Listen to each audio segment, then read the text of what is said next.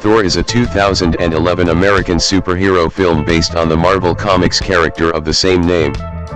Produced by Marvel Studios and distributed by Paramount Pictures, it is the fourth film in the Marvel Cinematic Universe, MCU.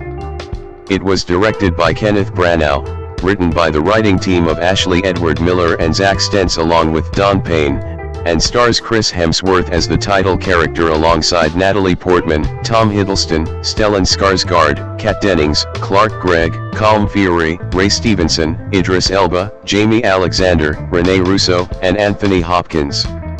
After reigniting a dormant war, Thor is banished from Asgard to Earth, stripped of his powers and his hammer Mjolnir. As his brother Loki, Hiddleston, plots to take the Asgardian throne, Thor must prove himself worthy. Sam Raimi first developed the concept of a film adaptation based on Thor in 1991, but soon abandoned the project, leaving it in development hell for several years. During this time, the rights were picked up by various film studios until Marvel signed Mark Protasiewicz to develop the project in 2006, and planned to finance and release it through Paramount. Matthew Vaughn was assigned to direct the film for a tentative 2010 release. However, after Vaughn was released from his holding deal in 2008, Branagh was approached and the film's release was rescheduled to 2011. The main characters were cast in 2009, and principal photography took place in California and New Mexico from January to May 2010. The film was converted to 3D in post-production. Thor premiered in Sydney on April 17, 2011, and was released in the United States on May 6, as part of Phase 1 of the MCU. It received generally positive reviews from critics and was a financial success, earning $449.3 million worldwide. 3 sequels have been released: Thor: The Dark World, 2013, Thor: Ragnarok, 2017, and Thor: Love and Thunder, 2022. Plot: in 965 AD, Odin, king of Asgard, wages war against the frost giants of Jotunheim and their leader Loki, to prevent them from conquering the 9 realms, starting with Earth. The Asgardians defeat the frost giants and seize the source of their power, the Casket of Ancient Winters. In the present, Odin's son Thor prepares to ascend to the throne of Asgard but is interrupted when frost giants, secretly allowed in by his brother Loki, attempt to retrieve the casket. Against Odin's order, Thor travels to Jotunheim to confront Loki, accompanied by Loki, childhood friend Sif and the warriors 3, Volstagg, Fandral, and Hagon. A battle ensues until Odin intervenes to save the Asgardians, destroying the fragile truce between the 2 races. As punishment for Thor's arrogance, Odin deems his son unworthy and strips his powers before exiling him to Earth as a mortal, accompanied by his hammer Mjolnir, now protected by an enchantment that allows only the worthy to wield it. Thor lands in New Mexico, where astrophysicist Dr. Jane Foster, her assistant Darcy Lewis, and mentor Dr. Eric Selvig find him. The local populace discovers Mjolnir, which SHIELD agent Phil Coulson soon commandeers before forcibly acquiring Foster's data about the wormhole that delivered Thor to Earth. Having learned about Mjolnir's nearby location, Thor seeks to retrieve it from the facility that SHIELD has constructed and tries to lift it, but is unable to do so and is captured. With Selvig's help, he is freed and resigns himself to exile on Earth as he develops a romance with Foster. Loki discovers that he is Loki's biological son, adopted by Odin after the war ended. Loki confronts Odin, who wearily falls into the deep Odin sleep to recover his strength. Loki takes the throne in Odin's stead and offers Loki the chance to kill Odin and retrieve the casket. Sif and the warriors 3, unhappy with Loki's rule, attempt to return Thor from exile, convincing Heimdall, gatekeeper of the Bifrost, the means of traveling between worlds to allow them passage to Earth. Aware and suspicious of their plan, Loki sends the Destroyer, a seemingly indestructible automaton, to pursue them and kill Thor. The warriors find Thor, but the Destroyer attacks and overpowers them, prompting Thor to offer himself instead. Struck by the destroyer and near death, Thor proves himself worthy to wield Mjolnir. The hammer returns to him, restoring his powers and enabling him to defeat the destroyer. Thor and Jane kiss each other goodbye before he leaves with his fellow Asgardians to confront Loki. In Asgard, Loki betrays and kills Laufey.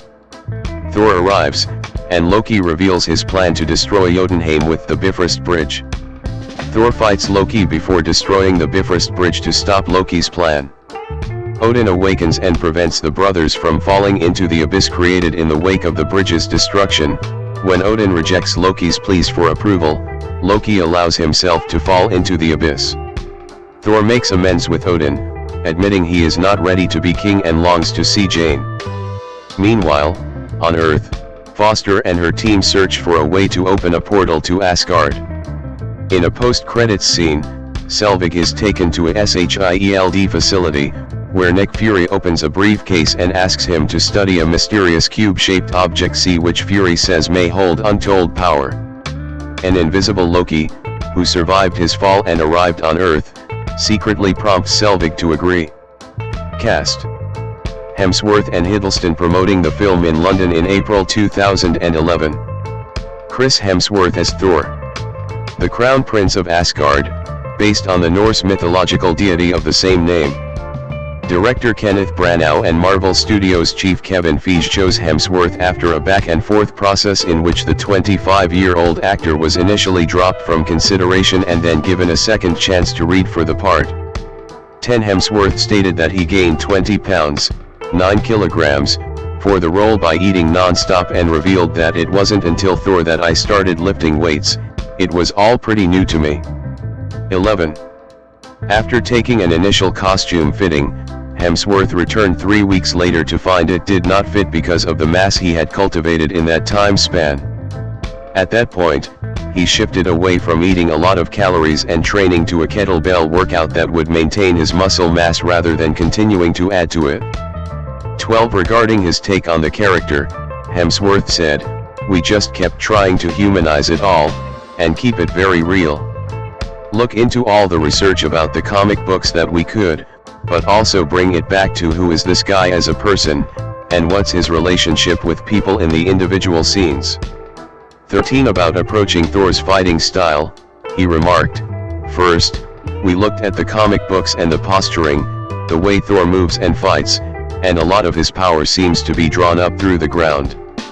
We talked about boxers, you know, Mike Tyson, very low to the ground and big open chest and big shoulder swings and very sort of brutal but graceful at the same time, and then as we shot stuff things became easier." 14. Dakota Goyo portrays a young Thor. Natalie Portman as Jane Foster, a scientist and Thor's love interest. Marvel Studios stated in an announcement that the character was updated from the comic's initial portrayal for the feature adaptation. 15. When asked why she took the role, Portman replied, "I just thought it sounded like a weird idea because Kenneth Branagh's directing it, so I was just like, Kenneth Branagh doing Thor is super weird, I've gotta do it." 16. Portman stated that she really wanted to do a big effects film that emphasized character, and getting to do it with Branagh was a new way of approaching it, relative to Star Wars. 17. Regarding her preparation for the role, Portman remarked, "I signed on to do it before there was a script. And Ken, who's amazing, who is so incredible, was like, you can really help create this character." I got to read all of these biographies of female scientists like Rosalind Franklin who actually discovered the DNA double helix but didn't get the credit for it. The struggles they had and the way that they thought, I was like, what a great opportunity, in a very big movie that is going to be seen by a lot of people, to have a woman as a scientist. She's a very serious scientist. Because in the comic she's a nurse and now they made her an astrophysicist. Really, I know it sounds silly, but it is those little things that makes girls think it's possible. It doesn't give them a role model of oh, I just have to dress cute in movies. 18. Tom Hiddleston as Loki. Thor's adoptive brother and nemesis, based on the deity of the same name. Hiddleston was chosen after previously working with Branagh on Ivanov and Wallander. 19 Initially, Hiddleston auditioned to play Thor, but Branagh decided his talent would be better harnessed playing Loki. Hiddleston stated that the character was a comic book version of Edmund in King Lear, but nastier. Hiddleston had to keep a strict diet before the start of filming because Branagh wanted Loki to have a lean and hungry look, like Cassius in Julius Caesar. Physically, he can't be posing as Thor. 20 Hiddleston looked at Peter O'Toole as inspiration for Loki as well, explaining, interestingly enough, Kenneth Branagh said to look at Peter O'Toole in two specific films, The Lion in Winter and Lawrence of Arabia. What's interesting about his performance as King Henry is you see how damaged he is. There's a rawness to his performance, it's almost as if he's living with a layer of skin peeled away. He's grandiose and teary and, in a moment, by turns hilarious and then terrifying. What we wanted was that emotional volatility. It's a different acting style, it's not quite the same thing, but it's fascinating to go back and watch an actor as great as O'Toole head for those great high hills. 21 Ted Allpress portrays a young Loki. Stellan Skarsgård as Erik Selvig. A scientist doing research in New Mexico who encounters Thor. 22 Skarsgård stated that he was not initially familiar with the comic book version of Thor. 23 As to why he took the part, Skarsgård remarked, "I chose Thor because of director Kenneth Branagh. The script was nice and we got to rehearse and talk to the writers and do some collaborating in the process to make it fit us. So I had a very happy time on it. What I always try to do is immediately do something I just haven't done so I get variation in my life. I've made about 90 films and if I did the same thing over and over again I would be bored by now. I try to pick different films, I go and do those big ones and having done that I can usually afford to go and do some really small obscure films and experiment a little." 24. Kat Dennings as Darcy Lewis. A political science major who is Jane Foster's intern. 25 Dennings described her character as Foster's little helper gnome. 17 Dennings stated that her role was expanded during the rehearsal process. 26 Dennings explained, "She's kind of like a cute, clueless, little puppy or maybe a hamster. There wasn't much on the page for the Darcy role to begin with and I didn't even see a script before I took the job so I didn't really know who Darcy was at first. But she really evolved, she's so much fun now even. She's very Scooby-Doo if that makes sense. She's always 3 steps behind and reacting to what's happening with these great expressions. She gets things wrong and doesn't care." 27. Clark Gregg as Phil Coulson, a SHIELD agent. Gregg reprises his role from the Iron Man films. 28. Colm Feore as Laufey. King of the Frost Giants and Loki's biological father, based on the mythological being of the same name, who in myth was actually Loki's mother. 29 Feore stated it took 5 hours for his makeup to be applied. 30 About his character, Feore remarked, "I am the king of frost giants. And if you've seen any of the frost giants, you know that I am, of course, the Napoleon of frost giants. We've got some massive, fabulous guys who dwarf me and come in at around 8.5 feet, 9 feet. But, no. Can't you tell by the commanding presence? I am the boss." 29 He said the Shakespearean training he shared with Hopkins and director Branagh helped keep production moving briskly, saying that during the breaks, Tony, myself and Ken would be talking in Shakespearean shorthand about what the characters were doing, what we thought they may be like, and how we could focus our attention more intelligently. These were discussions that took no more than a few minutes between takes, but they allowed Ken, Tony, and me to understand each other instantly without Ken taking an hour away to explain to the actors exactly what was going on. So that was enormously helpful. 31. Ray Stevenson as Val's Tag. A member of the Warriors 3, a group of 3 Asgardian adventurers who are among Thor's closest comrades, known for both his hearty appetite and wide girth. 32 Stevenson previously worked with Kenneth Branagh in the 1998 film The Theory of Flight, and with Marvel Studios as the titular character in Punisher, Warzone. Stevenson wore a fat suit for the role, stating, "I've tried the suit on, and what they've done is kind of sex him up, he's sort of slimmer but rounder." Stevenson said, "He's got every bit of that Falstaffian verve and vigor, and a bit of a beer gut to suggest that enormous appetite, but he's not the sort of weevil-shaped figure he is in the comics. He's Falstaff with muscles. I've got this amazing foam-injected undersuit that flexes with me." 33. Idris Elba as Heimdall. The all-seeing, all-hearing Asgardian sentry of the Bifrost Bridge, based on the mythological deity of the same name. 34. Elba said Branagh's involvement was a major incentive to take the role. "Branagh called me up personally and said, 'I know this isn't a big role, but I would really love to see you play it. It's Kenneth Branagh.' I was like, definitely." 35. About the role, Elba remarked, "I did green screen for the first time. I wouldn't like to do a whole movie of green screen, though. You kind of forget the plot a little, like being in a Broadway play and doing it over and over and forgetting your line halfway through." 36. Elba stated he has made a 4-picture commitment with Marvel Studios. 37. Elba's casting prompted a proposed boycott by the Council of Conservative Citizens and a debate amongst comic book fans, some insisting it was wrong for a black man to play a Nordic god. In response, Elba called the debate ridiculous. 38. 39. 40. Jamie Alexander as Sif. A warrior and Thor's childhood friend, based on the mythological deity of the same name. Alexander was best known for her portrayal of Jessie XX on the ABC Family series Kyle XY. 41. Alexander said that she was familiar with Marvel Comics before having taken the part, having grown up with 4 brothers. 42. Alexander said the part required hours a day in the gym, though training is not unfamiliar to her, explaining she was one of few girls on her Colleyville, Texas, high school wrestling team. 43. Alexander described her character as one of the guys and that, she's a very talented, skilled warrior and can stand on her own against any villain in the film. About her relationship with Thor, she stated, "She is very loyal to Thor and cares a lot about protecting him and protecting Asgard." 44. Renee Russo as Frigga.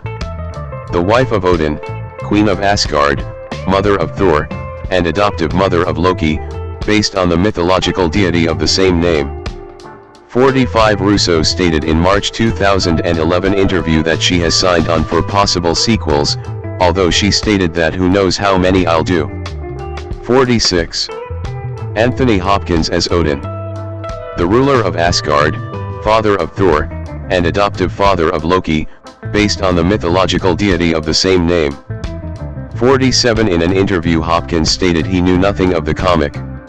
About the film he said, "It's a superhero movie, but with a bit of Shakespeare thrown in."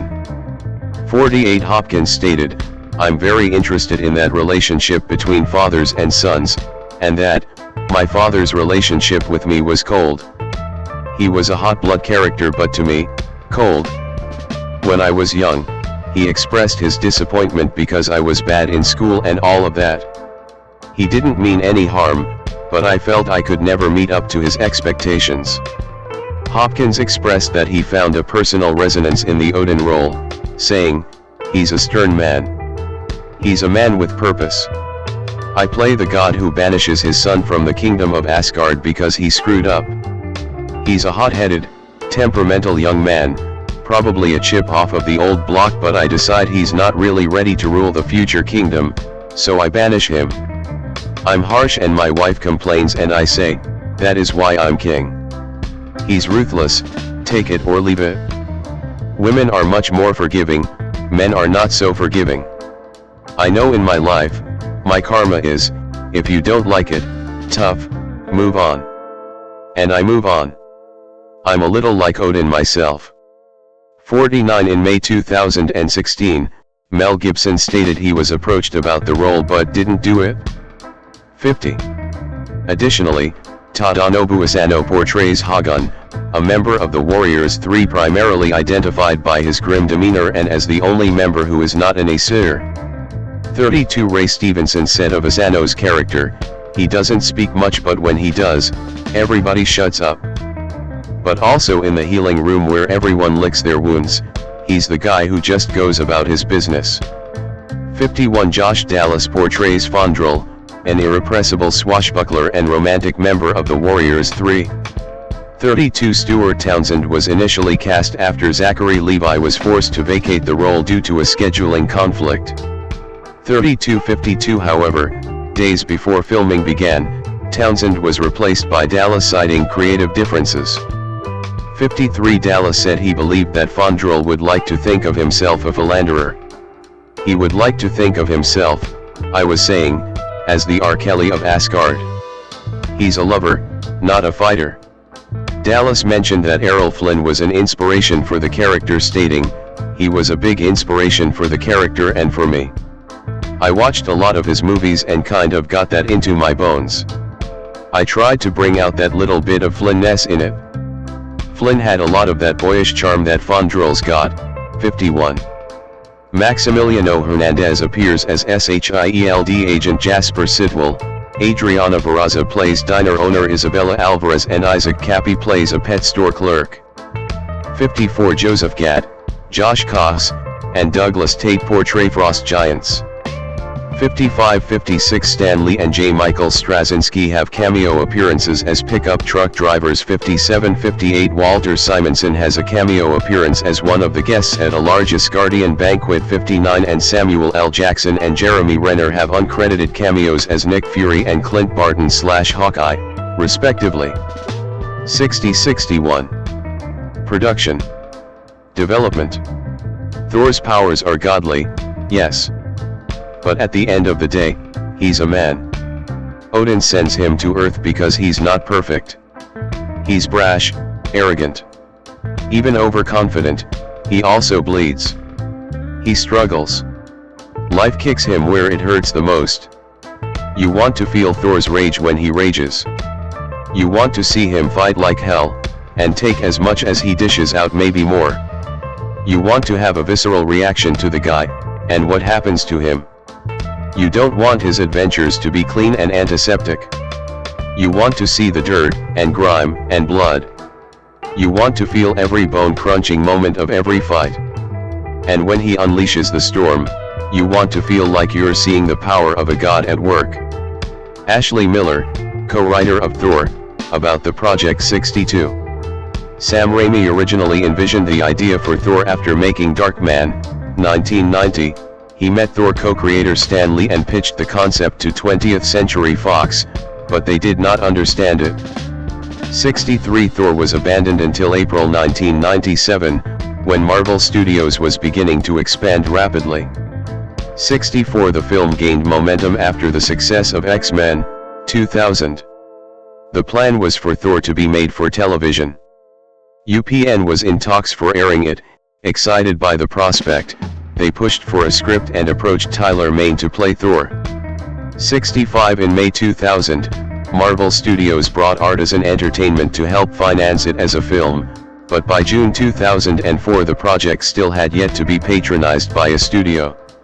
66 67 68 Sony Pictures Entertainment finally purchased the film rights, and in December 2004 David S. Goyer was in negotiations to write and direct. 69 By 2005, though there were talks between Goyer and Marvel, Goyer was no longer interested, though at this point the film was still set to be distributed through Sony Pictures. 70. Mark Protasevich, a fan of the Thor comic book, agreed to write the script in April 2006, and the project moved to Paramount Pictures, after it acquired the rights from Sony. 71 That year the film was announced to be a Marvel Studios production. 72 In December 2007, Protasevich described his plans for it to be like a superhero origin story, but not one about a human gaining superpowers, but of a god realizing his true potential. It's the story of an Old Testament god who becomes a New Testament god. 73 Protasevich's script saw Odin banishing Thor to Earth in the Middle Ages, where he becomes enslaved by Norsemen before being rescued by Lady Sif and the Warriors 3.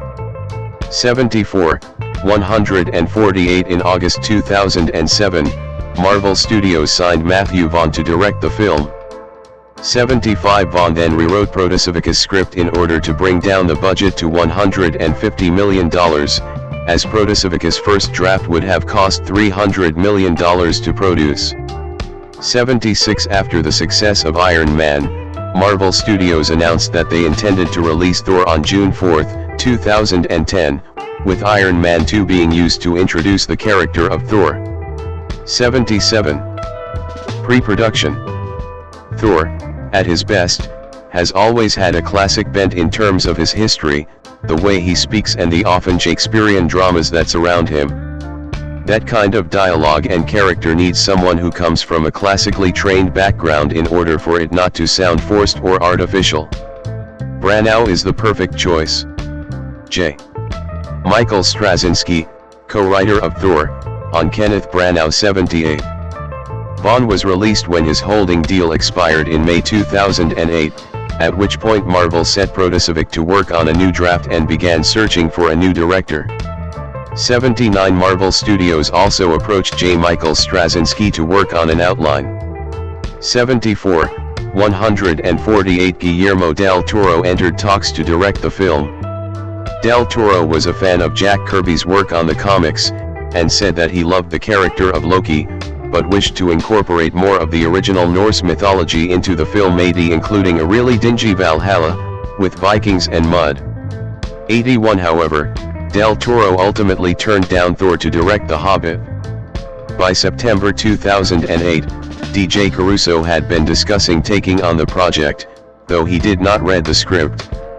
82 Later that month, Kenneth Branagh entered into negotiations to direct 83 while Daniel Craig was offered the leading role, but ultimately turned it down, citing his commitments to the James Bond franchise. 84.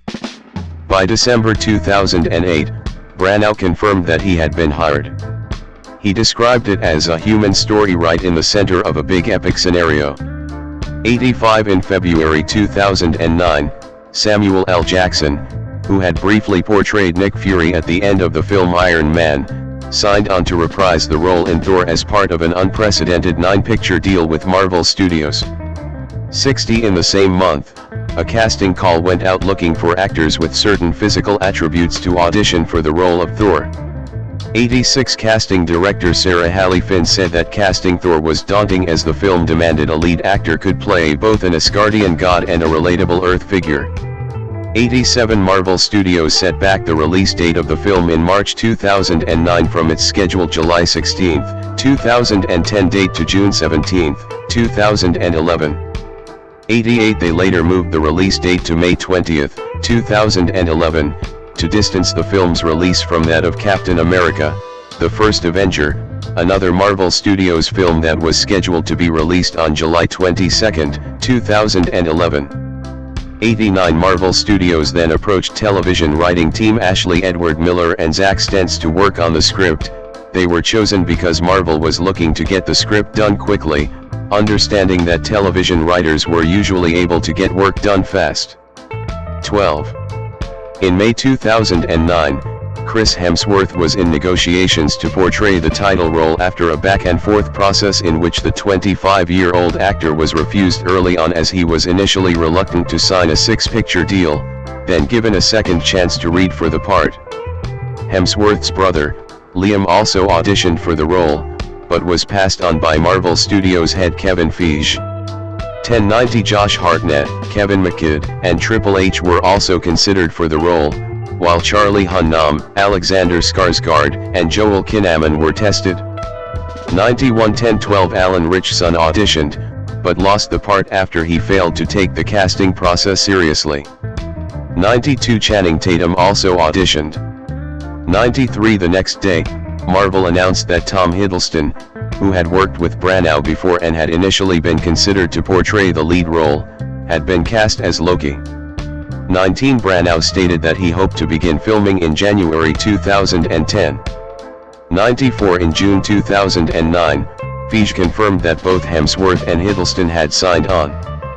95 Feige mentioned that the film would take place on both modern-day Earth and Asgard, but Thor's human host, Dr. Donald Blake, would not be included. 95. In July 2009, Marvel announced that Natalie Portman would portray Jane Foster. 15 Branagh was drawn to the intelligence Portman brought to the role, while Stenz felt that pretty much every notable Hollywood actress between the ages of 25 and 30 were seen for the part.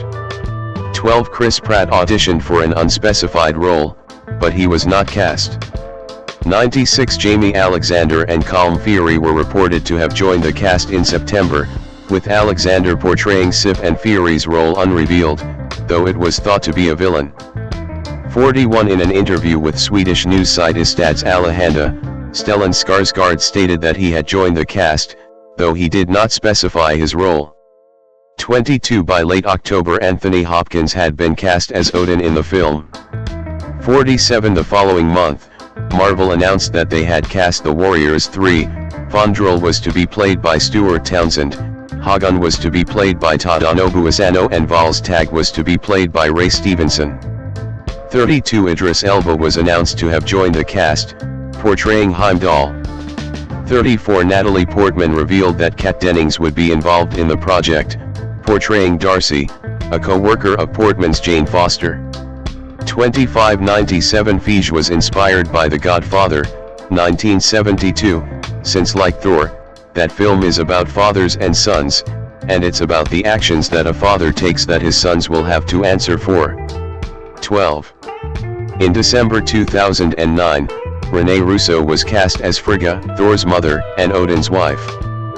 45 Later that month, actors Joseph Gad, Troy Brenna, and Josh Cox had been cast in the film, though none of their roles were revealed.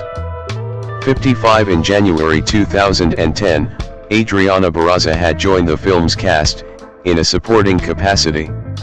98 Only days before filming began, Stuart Townsend was replaced by Joshua Dallas as Fandral, citing creative differences.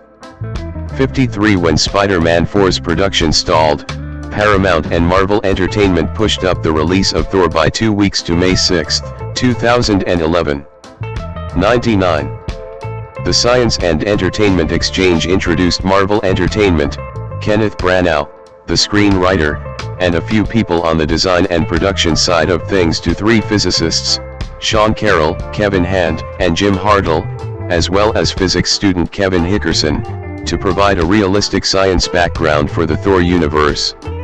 The consultation resulted in a change in Jane Foster's profession, from nurse to particle physicist, and the terminology, Einstein-Rosen bridge, to describe the Bifrost Bridge. 100. Filming. Director Kenneth Branagh promoting the film in London in April 2011. In October 2008, Marvel Studios signed a long-term lease agreement with Raleigh Studios to photograph their next 4 films: Iron Man 2, Thor, Captain America, The First Avenger and The Avengers at Raleigh's Manhattan Beach, California facility. 101 Filming on Thor was scheduled to begin in Los Angeles mid-January 2010, then moved to Santa Fe, New Mexico from March until late April. 102 Principal photography began on January 11, 2010. 103 A few days after filming began, Clark Gregg signed on to reprise his role from Iron Man and Iron Man 2 as Agent Coulson.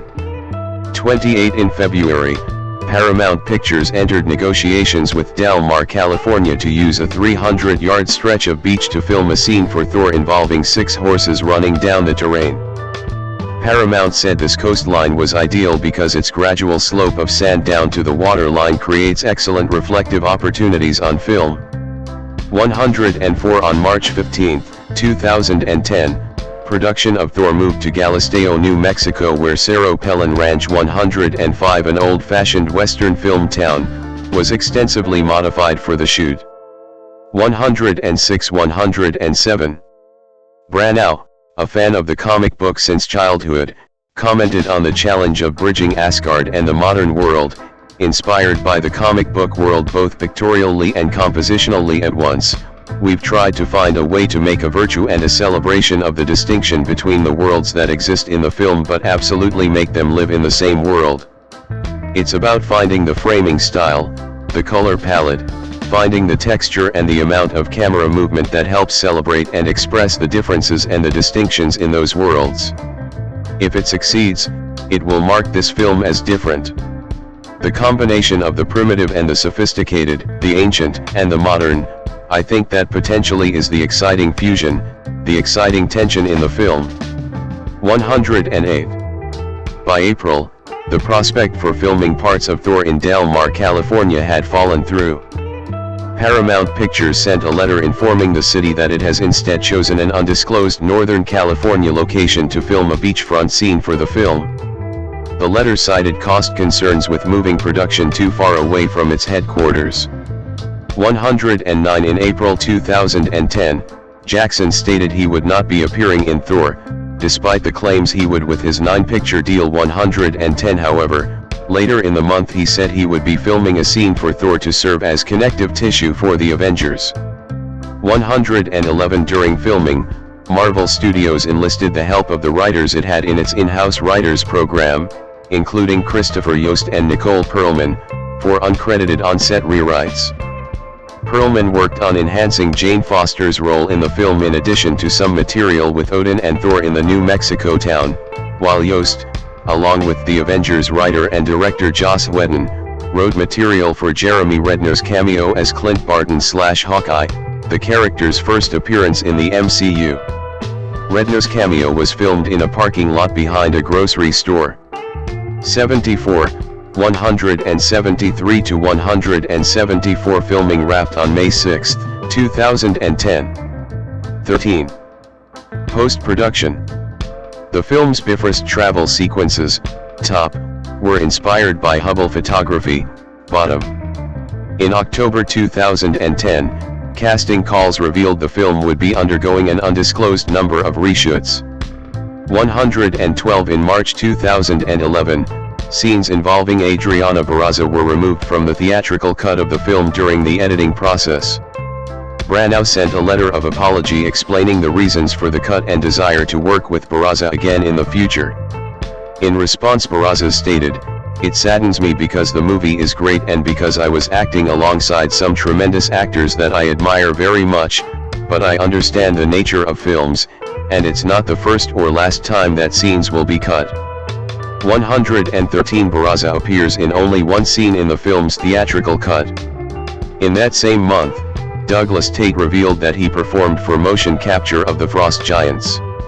114. On his hiring, Tate said, "I am 6 feet 5 inches and have a lean, athletic build, and they hired guys who were 6 feet 7 inches and taller, and weighed over 250 pounds, 110 kilograms. When the film was being edited, they wanted to make them even bigger and move faster. They auditioned people again and Kenneth Branagh chose me to perform the motion capture movements of the Frost Giants." 114. In April 2011, the IMAX Corporation, Paramount Pictures, and Marvel Entertainment announced that they have finalized an agreement to release the film in IMAX 3D, continuing the partnership which began on Iron Man 2. 115. Branagh stated that the 3D process initially made him cringe but said, "We came to feel that in our case 3D could be the very good friend of story and character for a different kind of experience." Although the film was shot in 2D, Feige stated that the special effects for the film were conceived and executed from the beginning in 3D. 116. The post-credits scene that sees Nick Fury approach Eric Selvig to ask him to study the Tesseract, was directed by the Avengers' director, Joss Whedon. 117. Buff Company served as the lead visual effects vendor working on the film. 118. With Digital Domain also providing work on the film. 119. Some of the software used for the visual effects were Autodesk Soft Image. 120. Branagh stated that Buff, who developed the effects for the race through space, were inspired by Hubble photography and other images of deep space. Branagh stated he sent paintings from classic studies by J.M.W. Turner to Digital Domain when creating Jotunheim.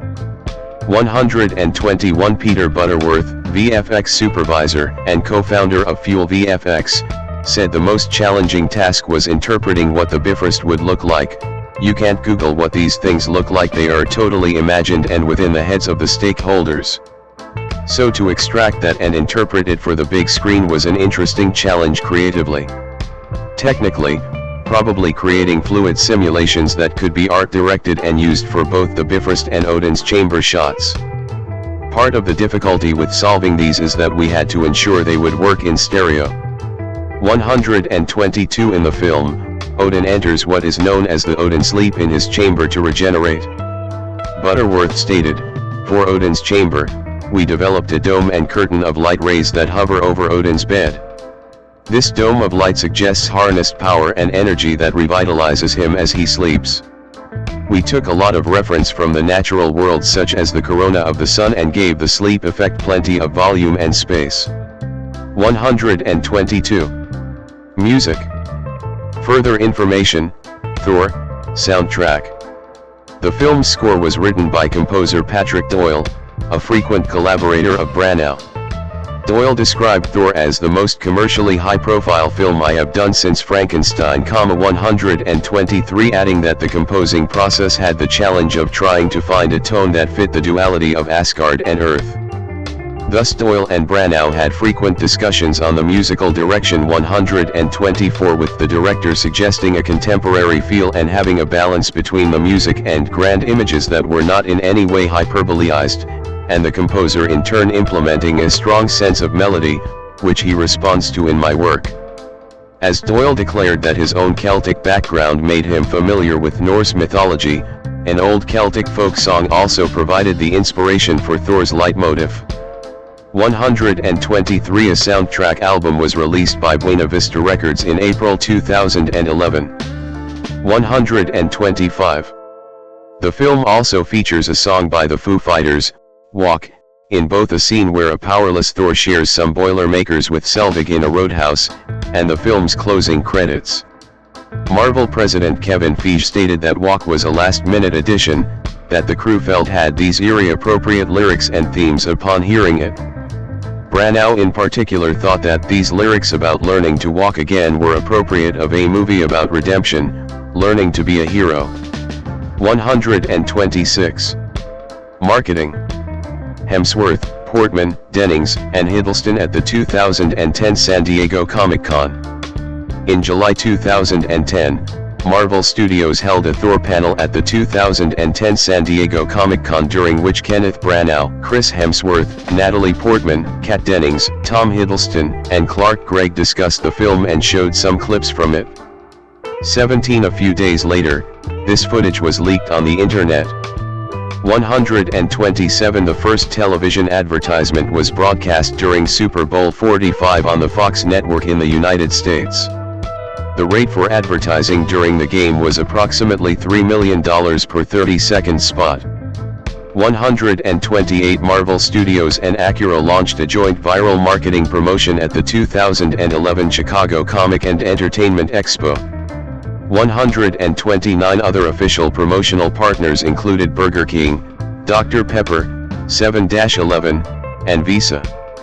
130 In May 2011 Marvel Entertainment's president of print, animation, and digital, Dan Buckley, and Marvel Comics editor-in-chief, Axel Alonso, rang the New York Stock Exchange closing bell in celebration of the theatrical release of Thor. 131. A post-credits scene in the film Iron Man 2 showed Coulson reporting the discovery of a large hammer in the desert. Rick Marshall of MTV News believed it to be the weapon Mjolnir belonging to Thor, writing, "It continues the grand tradition of connecting the film to another property in development around the Marvel movie universe." 132. In the commentary track of Iron Man 2's home media, Iron Man 2's director, Jon Favreau, stated that this is a scene from the set of Thor. 133. Marvel Animation announced a 26-episode animated series in November 2008, to air in late 2010 before the release of Marvel Studios' film. 134 The company released an animated direct-to-video film, Thor, Tales of Asgard, to coincide with the live-action film. 135. A video game titled Thor, God of Thunder based on the film was developed by Sega using the voices and likenesses of actors Chris Hemsworth, Tom Hiddleston, and Jamie Alexander, and was released on May 3, 2011. 136. Release. Theatrical. Thor held its world premiere at the Event Cinemas Theatre in George Street, Sydney on April 17, 2011 137 with the film opening on April 21, 2011, in Australia. 138 the following weekend it opened in 56 markets 139 while the premiere at the El Capitan Theatre in Los Angeles, California took place on May 2, 2011. 140 Thor opened on May 6, 2011, in the United States 138 in 3,955 theaters, of which 214 were IMAX 3D and 2,737 in 3D, a record amount. 141 142 143 The film is part of Phase 1 of the MCU. 144. Home media. In July 2011, Marvel Studios and Paramount Pictures announced the release of Thor on Blu-ray 3D, Blu-ray disc, and DVD. The discs were released by Paramount Home Media Distribution on September 13, 2011, in 3 editions, a single-disc DVD, a 2-disc Blu-ray DVD combo pack, and a 3-disc Blu-ray/DVD/3D combo pack. All sets come with deleted scenes and a Road to the Avengers featurette. The 2-disc and 3-disc packs includes a digital copy, the first in a series of Marvel one-shots, The Consultant, and 7 behind-the-scenes featurettes.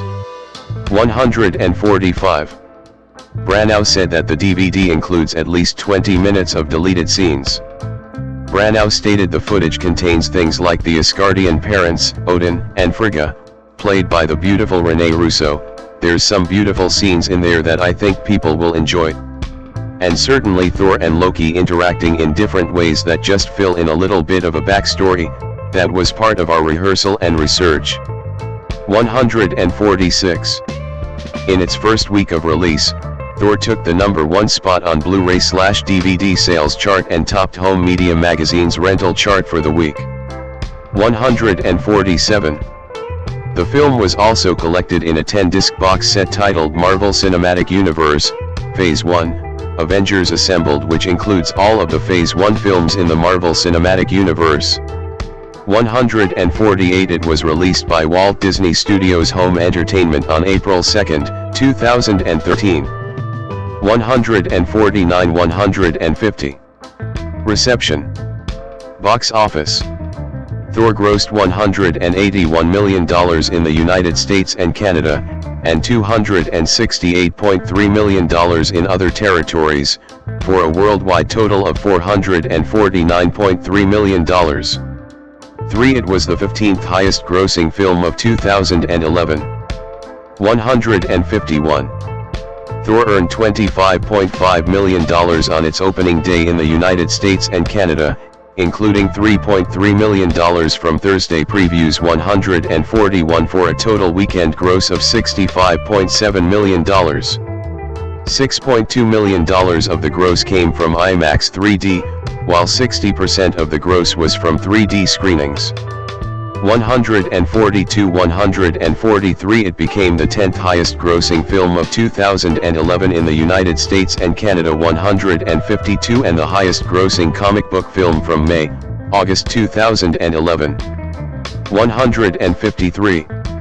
Thor's opening in Australia generated $5.8 million and placing second behind Universal Pictures' Fast 5. The film's box office was just 1% more than Iron Man opening in Australia in 2008, Marvel's most popular release at the time. 154 The following week, Thor opened in 56 markets and took in $89.2 million through the weekend.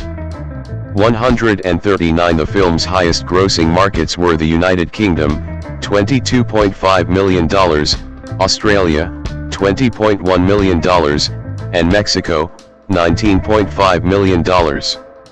155. Critical response. The review aggregator Rotten Tomatoes reported an approval rating of 77%, with an average score of 6.7/10, based on 296 reviews. The website's consensus reads, a dazzling blockbuster that tempers its sweeping scope with wit, humor, and human drama. Thor is mighty Marvel entertainment. 156. Metacritic assigned a weighted average score of 57 out of 100, based on 40 critics, indicating mixed or average reviews. 157 audiences polled by CinemaScore gave the film an average grade of B+ on an A+ to F scale. 158. Richard Kuipers of Variety stated, "Thor delivers the goods so long as Butt is being kicked and family conflict is playing out in celestial dimensions, but is less thrilling during the Norse warrior god's rather brief banishment on Earth." 159. Megan Lehman of The Hollywood Reporter wrote, "The hammer-hurling god of thunder kicks off the superhero summer with a bang." 160. In the Chicago Sun-Times, Richard Roper liked the film thanks in large part to a charming, funny, and winning performance from Australian actor Chris Hemsworth in the title role.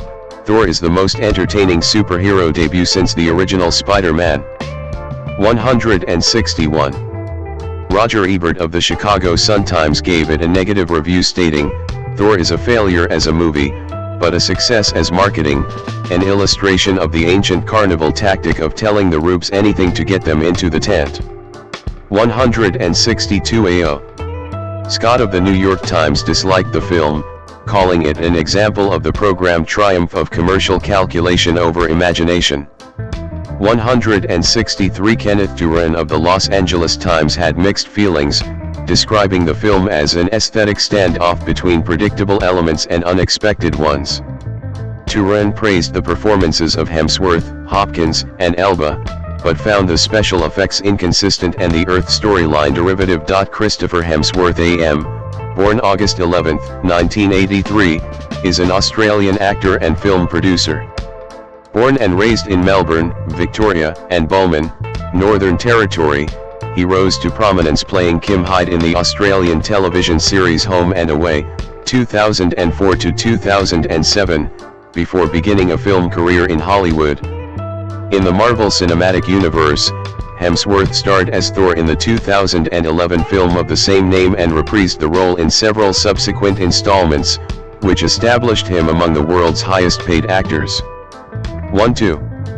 His other film roles include the action film Star Trek, 2009, Snow White and the Huntsman, 2012, and its sequel The Huntsman, Winter's War, 2016, Red Dawn, 2012, Black Cod, 2015, Men in Black, International, 2019, Extraction, 2020, and its 2023 sequel, the thriller A Perfect Getaway, 2009, and the comedy Ghostbusters, 2016.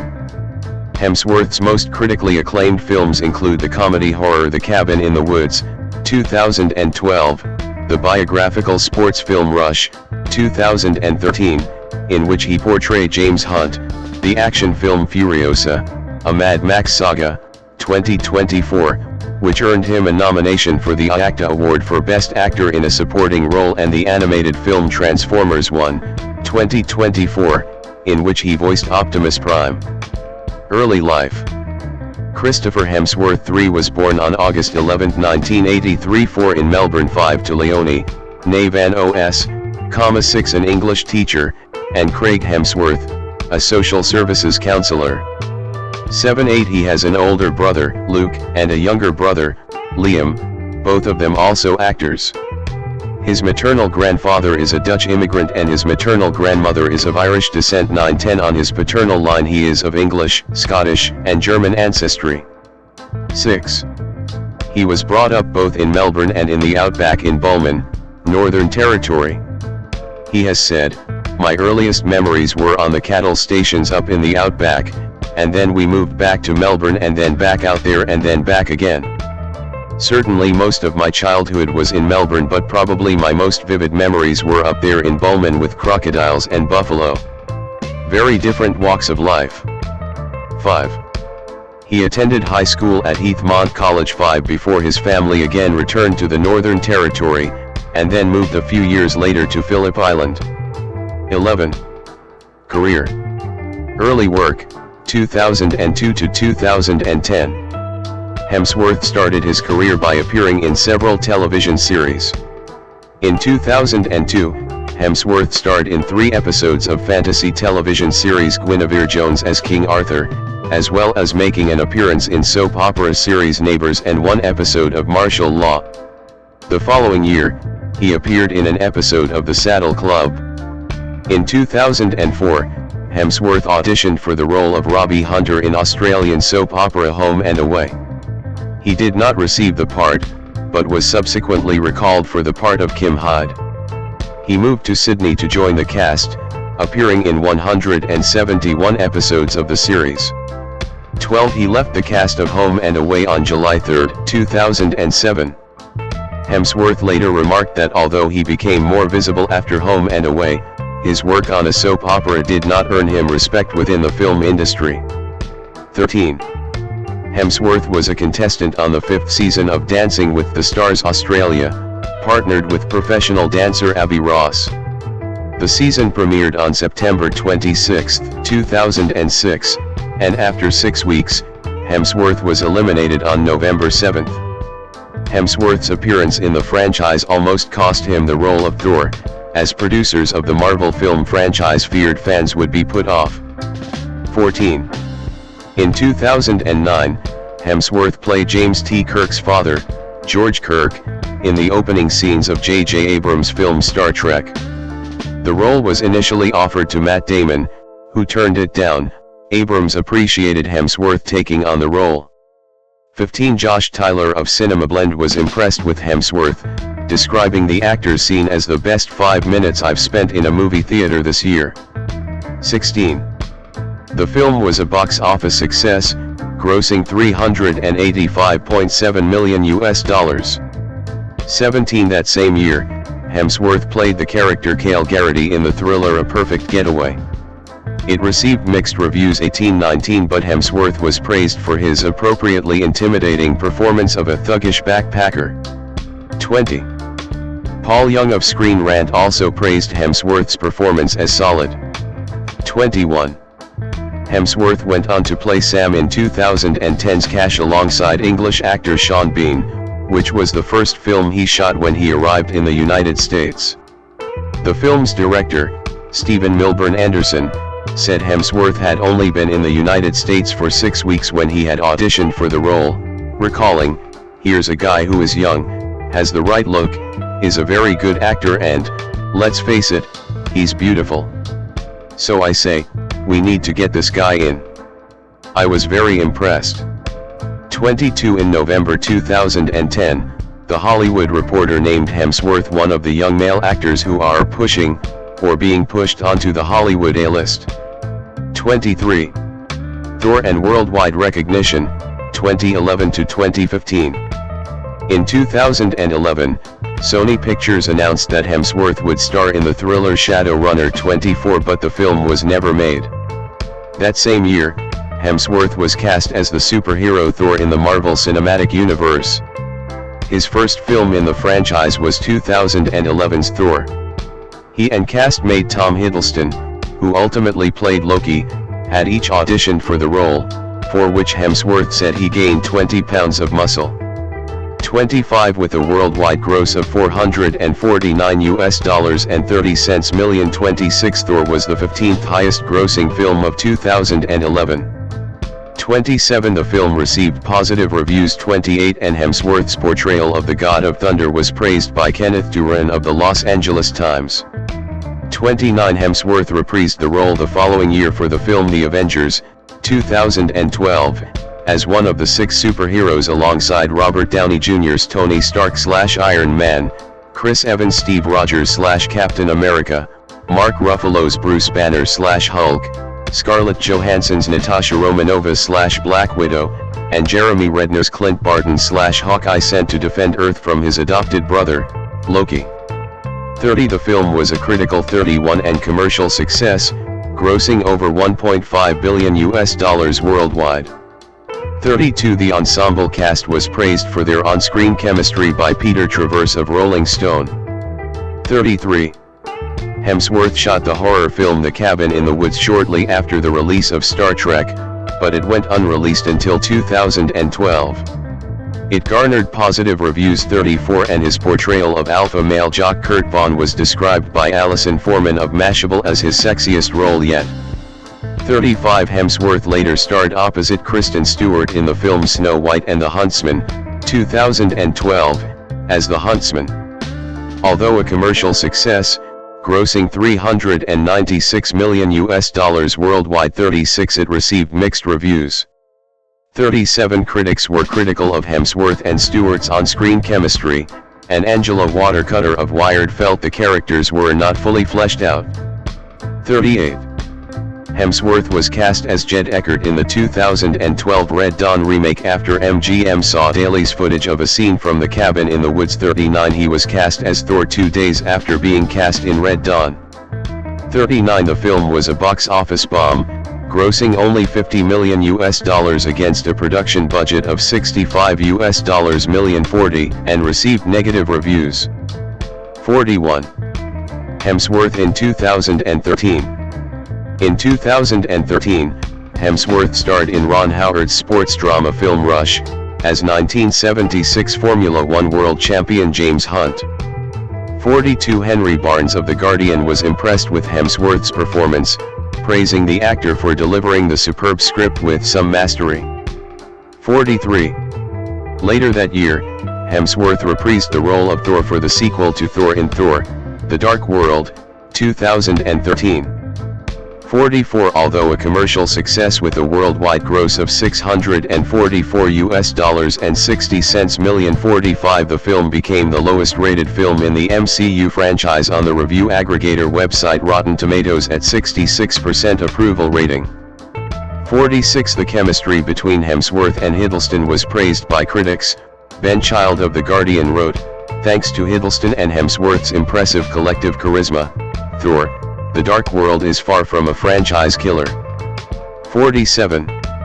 In 2015, Hemsworth starred in director Michael Mann's action thriller Black Cot, opposite Viola Davis. 48. The film bombed at the box office. 49. And was poorly received. 50. For many critics, a significant issue of the film was the casting of Hemsworth as a hacker. 51. Christy Lemire of the Chicago Sun-Times remarked, "Anyone who makes their way in the world sitting in front of a computer screen all day is not going to look as hunky as Hemsworth." 52. Hemsworth himself later admitted to being displeased with his performance. "I didn't enjoy what I did in the film," he commented. "It just felt flat, and it was also an attempt to do what I thought people might have wanted to see. But I don't think I'm good in that space." 53. He reprised his role as Thor for the fourth time in the sequel to the Avengers, Age of Ultron.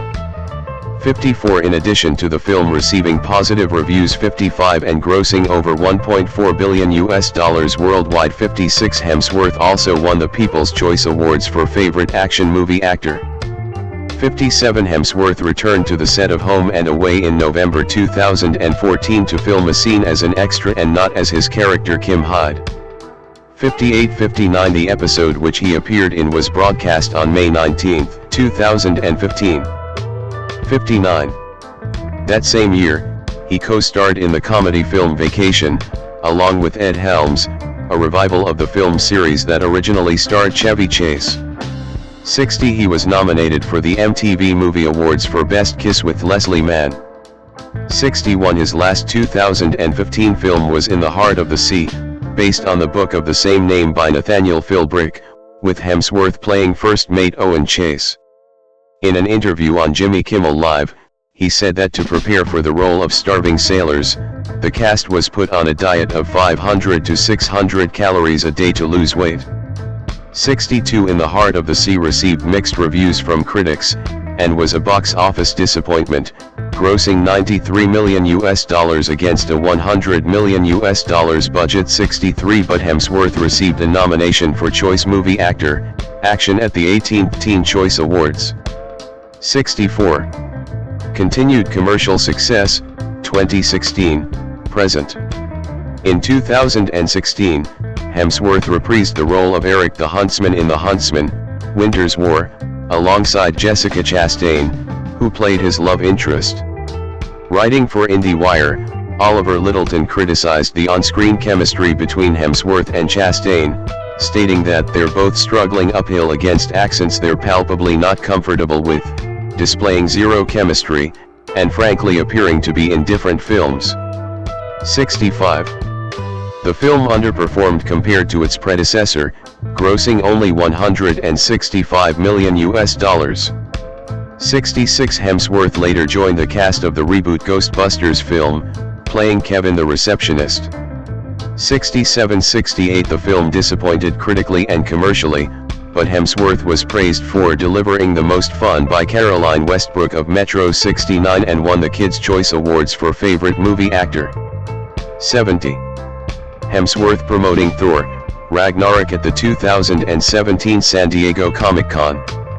Hemsworth reprised his role as Thor in Thor, Ragnarok, released on November 3, 2017 in the U.S,71 and again in both the third and fourth Avengers films, Avengers, Infinity War and Avengers, Endgame in 2018 and 2019 respectively.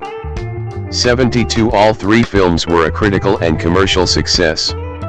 73. Matt Zoller sites of RoachRebert.com likened Hemsworth's acting to Cary Grant, stating that Hemsworth's charisma holds Thor, Ragnarok together whenever it threatens to spin apart. 74. Hemsworth won the Teen Choice Awards for Choice Sci-Fi Movie Actor. 75. Meanwhile, in his review of Avengers, Endgame, Joe Morgenstern of the Wall Street Journal acknowledged Hemsworth's Thor, endearing despite some ragged material and the actor's seemingly limited dramatic range, while praising Hemsworth in the MCU Infinity Saga finale as the graceful, exuberant comic actor he was destined to be, while Thor morphs, alarmingly and charmingly yet still heroically, into a beer-bellied apparition who could pass for Jeff Lebowski. 76. In 2017, Hemsworth was the guest narrator at Disney's Candlelight Processional at Disneyland. 77. Hemsworth was to reprise his role as George Kirk in the fourth film of the rebooted Star Trek film series 78-79, but he left the project in August 2018 after contract negotiations fell through. 80. Hemsworth later said he found the script underwhelming. 81. In 2019, he also starred in a spin-off of the Men in Black series, titled Men in Black, International. 82. The film grossed $253 million worldwide and received generally unfavorable reviews from critics, who criticized the lackluster action and forgettable plot, although the chemistry between Hemsworth and co-star Tessa Thompson was praised. 83. The following year, Hemsworth starred in the Netflix action thriller Extraction, reuniting him with the Russo brothers, who served as producers. 84. After being watched by 90 million households in its initial month of release, the film broke Netflix's viewership record previously held by Bird Box. 85-86. Hemsworth reprised the role of Thor in the fourth film, Thor, Love and Thunder. Filming began in February 2021 in Australia. 87-88 and it was released in 2022. 89. Hemsworth commented on the film's response, stating, "I think we just had too much fun. It just became too silly. It's always hard being in the center of it and having any real perspective, you just don't know how people are going to respond." 90. He later reflected on his own performance, believing he had become a parody of himself with the improv and wackiness of the film, and that he didn't stick the landing. 91. Hemsworth at the 2024 San Diego Comic-Con.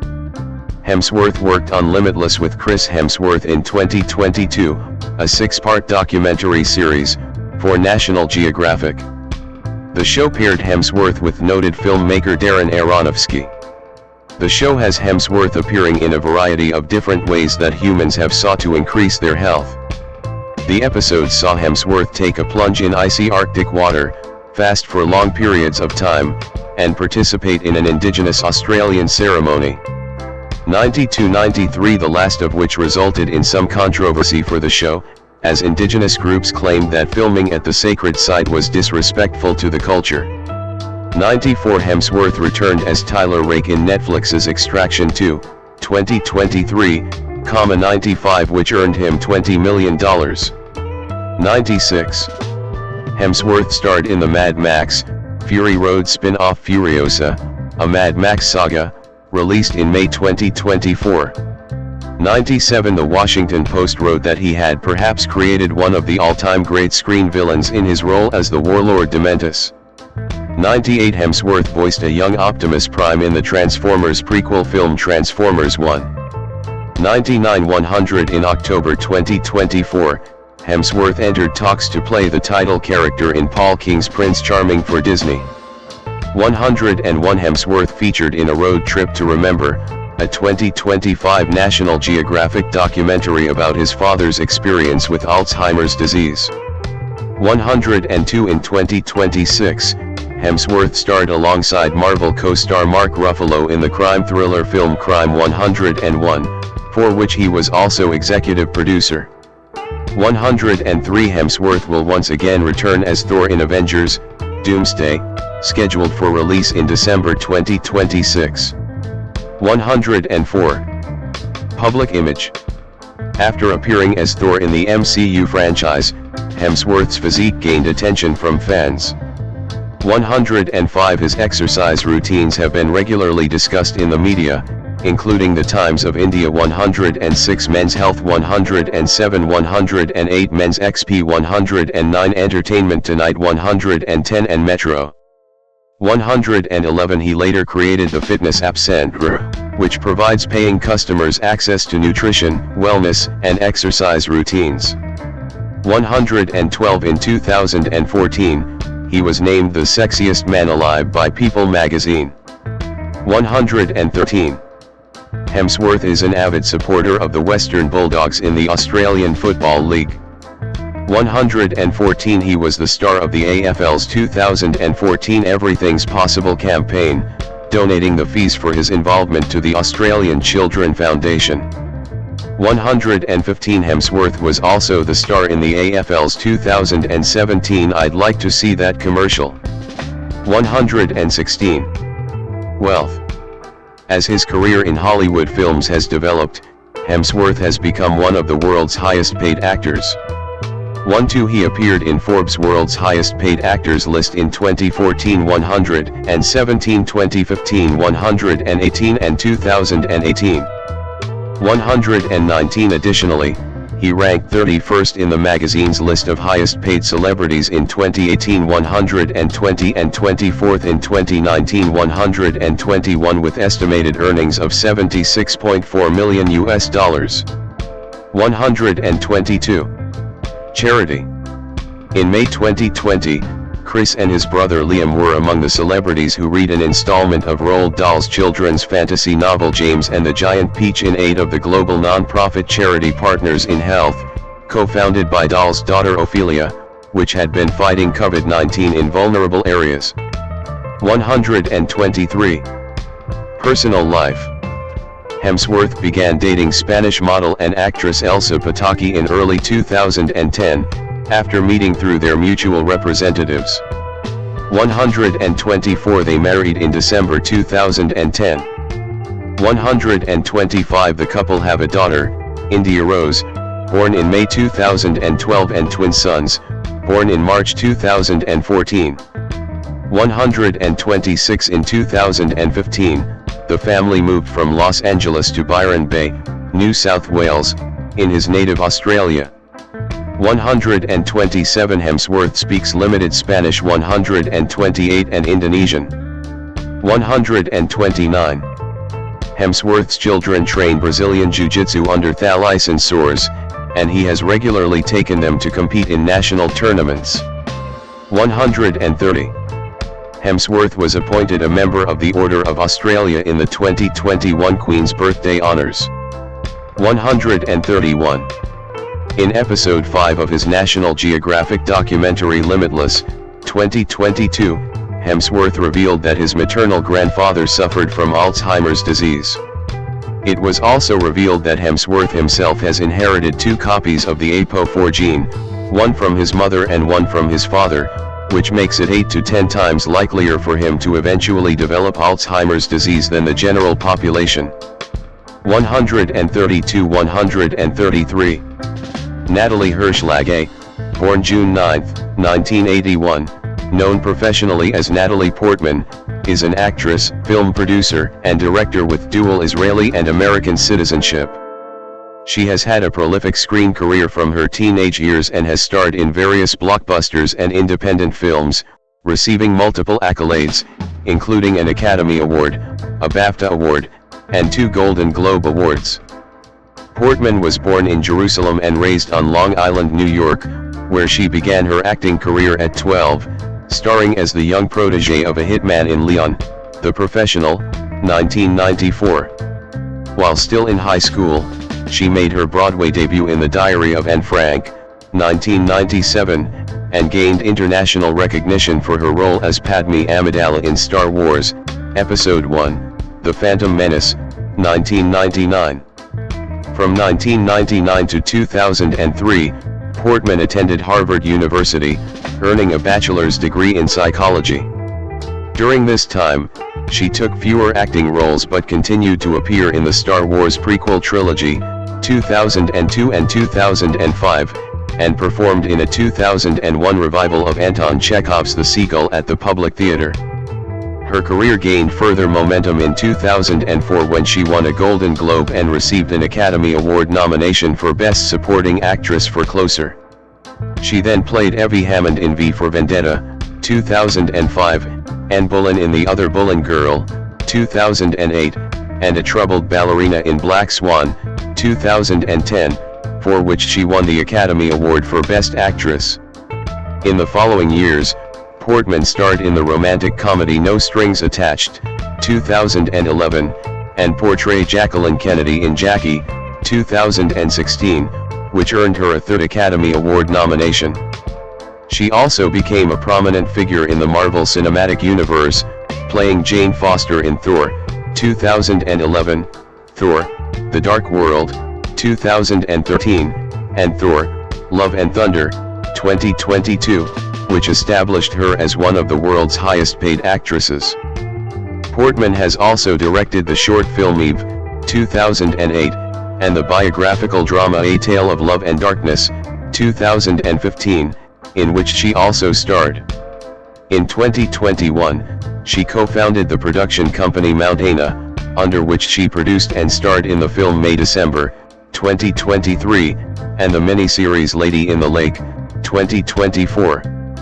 Portman is an advocate for various causes, including women's rights, environmental issues, and animal welfare, supporting organizations like the Human Rights Foundation and the Jane Goodall Institute. Early life. Natalie Hirschlage was born on June 9, 1981 in Mount Scopus, Jerusalem, at Hadassah Medical Center 11 to Jewish parents. She is the only child of Shelley Stevens, an Ohio-born artist, and Avner Hirschlag, an Israeli-born gynecologist. 1213 Portman's maternal grandparents were Jewish immigrants from Russia and Austria who settled in the United States, while her paternal grandparents emigrated from Poland to Israel in the late 1930s. Her grandfather had led a Jewish youth movement in Poland and went to Israel expecting to send for his family later, but they were killed in the gas chambers of Auschwitz. Her paternal grandmother, originally from Romania, worked as a spy for the British during World War II. 1415 Portman is a dual citizen of Israel and the United States. 1617-18 Portman and her family migrated to the United States when she was 3. 1419 First living in Washington, D.C., but relocating to Connecticut in 1988 and then settling in Syosset, Long Island. 2021 While living in Washington, Portman attended Charles E. Smith Jewish Day School in Rockville, Maryland. 13 Her native language is Hebrew. 22 While living on Long Island, she attended a Jewish elementary school, the Solomon Schechter Day School of Nassau County. 20 She studied ballet and modern dance at the American Theater Dance Workshop, and regularly attended the UZ Dance Center for the Creative and Performing Arts. 20 Describing her early life, Portman has said that she was different from the other kids. I was more ambitious. I knew what I liked and what I wanted, and I worked very hard. I was a very serious kid. 23. When Portman was 10 years old, a Revlon agent spotted her at a pizza restaurant and asked her to become a child model. 24. She turned down the offer but used the opportunity to get an acting agent. 8. She auditioned for the 1992 off-Broadway Ruthless, a musical about a girl who is prepared to commit murder to get the lead in a school play. 25. Portman and Britney Spears were chosen as understudies for star Laura Bell Bundy. 26. Career: 1994 to 1998, early work. 6 months after Ruthless ended, she auditioned for and secured a leading role in Luc Besson's action drama Leon, The Professional, 1994. 14. She adopted her paternal grandmother's maiden name, Portman, as her stage name. 22. 27. 28. She played Matilda, an orphan child who befriends a middle-aged hitman, played by Jean Reno. Her parents were reluctant to let her do the part due to the explicit sexual and violent nature of the script, but agreed after Besson took out the Matilda character's nudity and killings that she committed. 29. Portman herself said that after those scenes were removed, she found nothing objectionable about the content. 30. Even so, her mother was displeased with some of the sexual twists and turns in the finished film, which were not part of the script. 24. Hal Hinson of the Washington Post commended Portman for bringing a genuine sense of tragedy to her part, but Peter Rayner of the Los Angeles Times believed that she wasn't enough of an actress to unfold Matilda's pain and criticized Besson's sexualization of her character. 31. 32. Here's a surprising preponderance of that kind of role for young girls. Sort of being fantasy objects for men, and especially this idealized purity combined with the fertility of youth, and all this in one. It was definitely interesting to think about why men write the female characters they do. Just like the way they write the male character. How much is wish fulfillment fantasy, and why? Portman on playing sexualized youngsters as a child, 2007. 33. After filming The Professional, Portman went back to school and during the summer break of 1994, she filmed a part in Marya Cohn's short film Developing. In it she played a young girl coping with her mother's, played by Frances Conroy, cancer. 34. She also enrolled at the Staghetto Manor Performing Arts Camp, where she played Anne Shirley in a staging of Anne of Green Gables. 35. Michael Mann offered her the small part of the suicidal stepdaughter of Al Pacino's character in the action film Heat, 1995, for her ability to portray dysfunction without hysteria. 36. 37. Impressed by her performance in The Professional, the director Ted Dem cast her as a precocious teenager who flirts with her much older neighbor, played by Timothy Hutton, in the ensemble comedy drama Beautiful Girls, 1996. 30. Janet Maslin of the New York Times wrote, Portman, a budding knockout, is seen stealingly good even in an overly showy role. 38. She subsequently went back to Staghetto Manor to appear in a production of the musical Cabaret. 39. Also in 1996, Portman had brief roles in Woody Allen's musical Everyone Says I Love You and Tim Burton's comic science fiction film Mars Attacks. 40. Portman was cast opposite Leonardo DiCaprio in Baz Luhrmann's Romeo plus Juliet, 1996, but she dropped out during rehearsals when studio executives found her too young for the role. 24. Luhrmann said Natalie was amazing in the footage, but it was too much of a burden for her at that age. 41. She was also offered Adrienne Lynn's Lolita, based on the novel of the same name, but she turned down the part due to its excessive sexual content. 24. 30. She later bemoaned that her parts in The Professional and Beautiful Girls prompted a series of offers to play a sexualized youngster, adding that it dictated a lot of my choices afterwards cause it scared me, it made me reluctant to do sexy stuff. 33. Portman instead signed on to star as Anne Frank in a Broadway revival of The Diary of Anne Frank, which was staged at the Music Box Theatre from December 1997 to May 1998.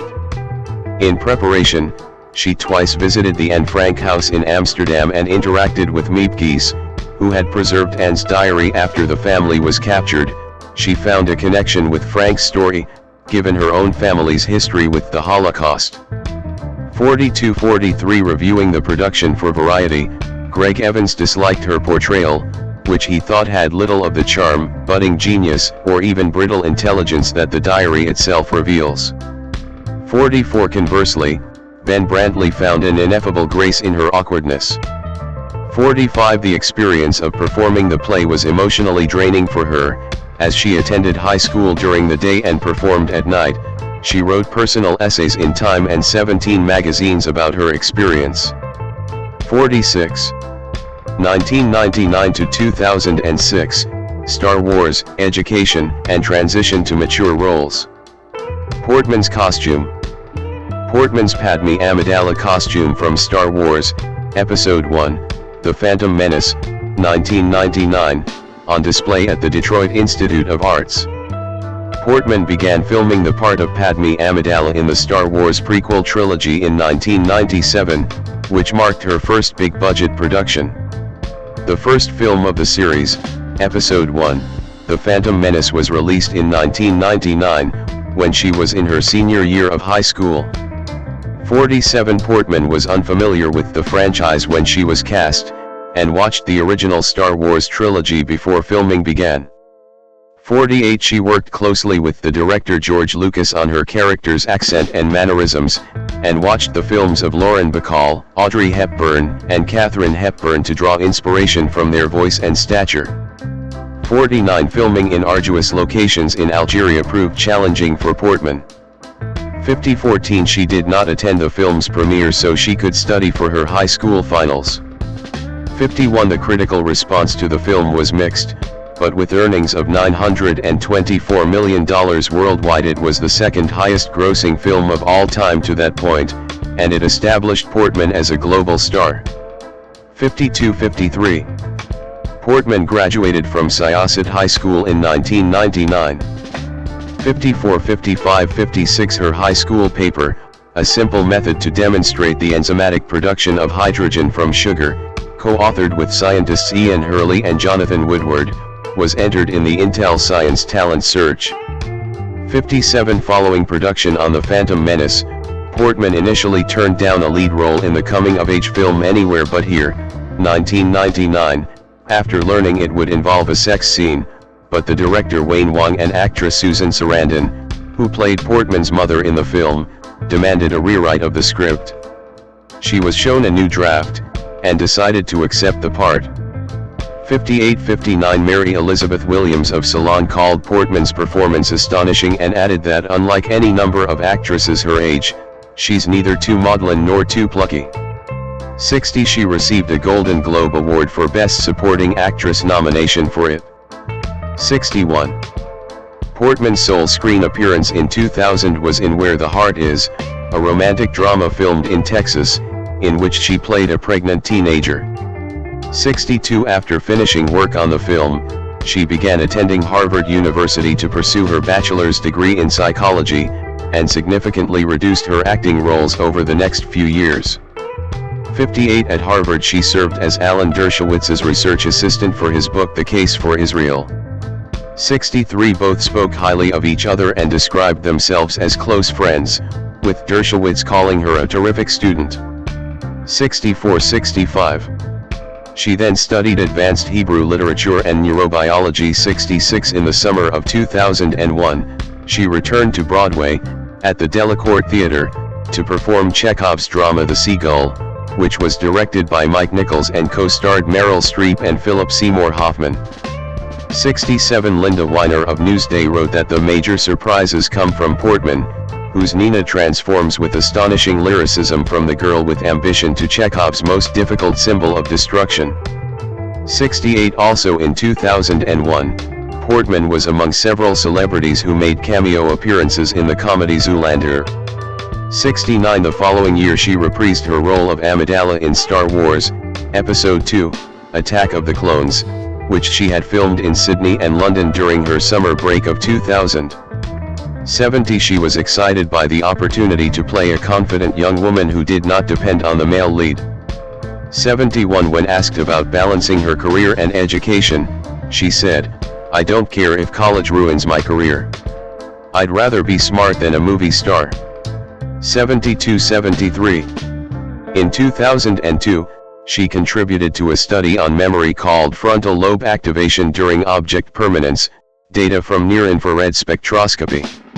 74-75. Portman graduated from Harvard in 2003 and her sole screen appearance that year was in the brief part of a young mother in the war film Cold Mountain. 58-76-77. She described this period as the most difficult time in her life, noting that she wasn't getting work and felt criticized for her performances in Star Wars. After taking time off, she begged for the Cold Mountain role, which Mike Nichols helped secure, offering her a letter of support that helped her regain confidence. 78. Portman in 2005. Portman on the set of Free Zone in 2005. Portman began 2004 by featuring in the romantic comedy Garden State, which was written and directed by its star Zach Braff. She was the first actor to sign on to the film after finding a connection with her part, a spirited young girl suffering from epilepsy. 21-79. Her role in it was described by Nathan Rabin of the AV Club as a prime example of the manic pixie dream girl character type, a stereotypical female role designed to spiritually help a male protagonist. 80. Portman later said she found it upsetting to have contributed to the trope.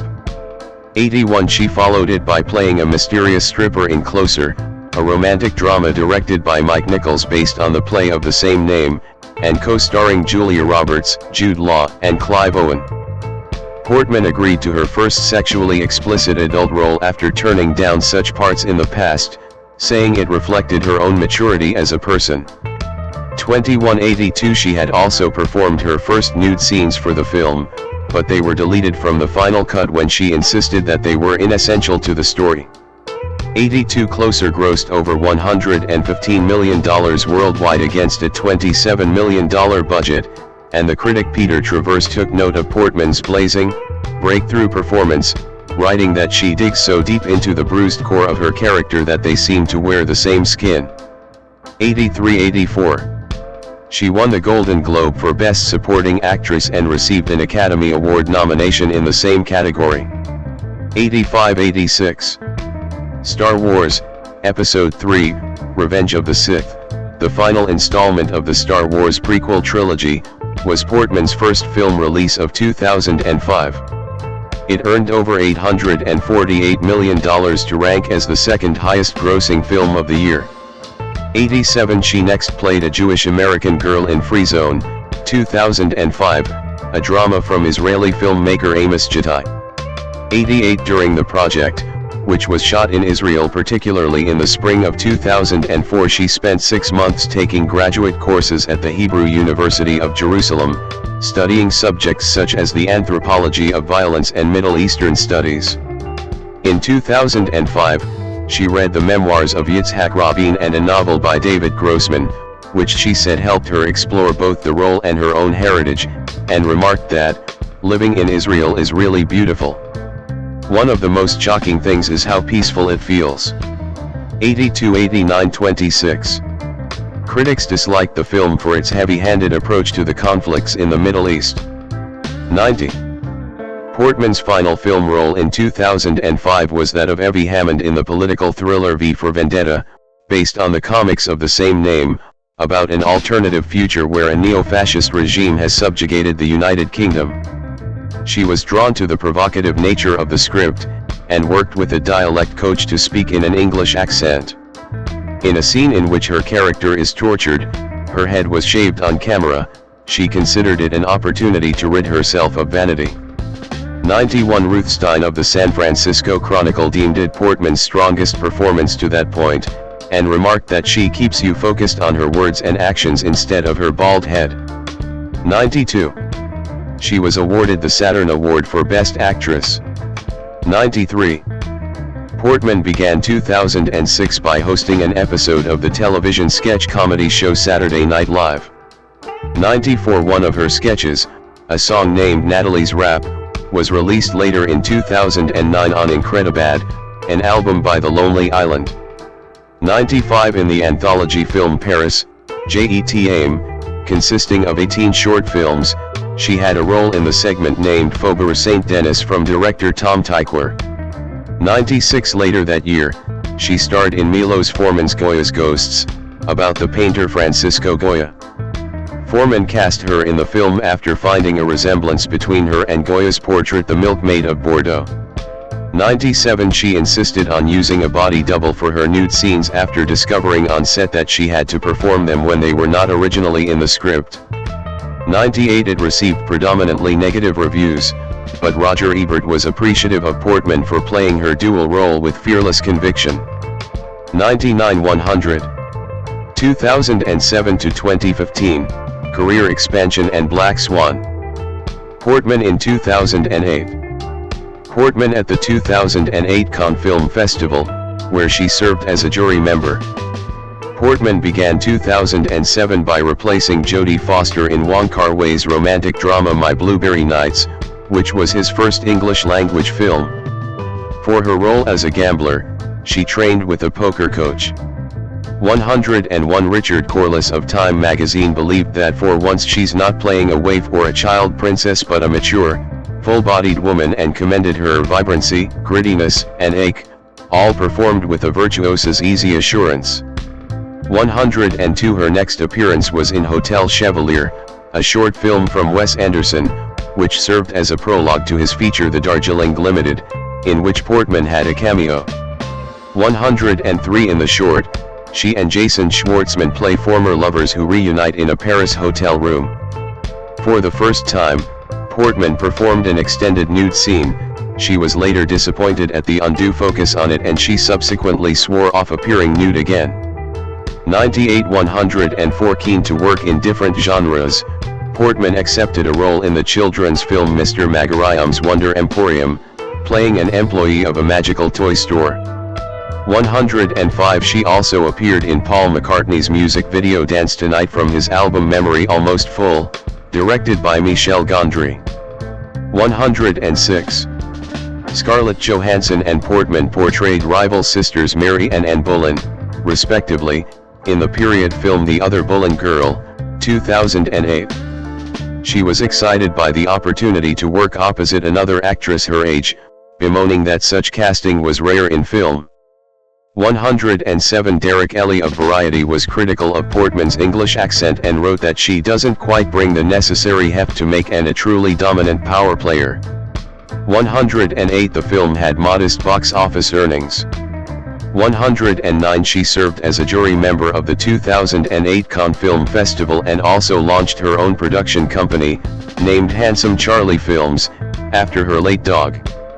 101 110 Portman's directorial debut, the short film Eve, opened the short film screenings at the 65th Venice International Film Festival. 111 It is about a young woman who goes to her grandmother's romantic date, and Portman drew inspiration for the older character, played by Lauren Bacall, from her own grandmother. 112 A poorly received adaptation of Eilert Waldman's novel Love and Other Impossible Pursuits, entitled The Other Woman, marked Portman's first film role of 2009. 113 She appeared in a faux perfume commercial called Greed, directed by Roman Polanski, and in the anthology film New York, I Love You. She directed a segment and also starred in a different segment directed by Myra Nair. 115 Portman next took on a role opposite Tobey Maguire and Jake Gyllenhaal in the drama film Brothers, a remake of the 2004 Danish film of the same name. Her role was that of a war widow, for which she spoke with military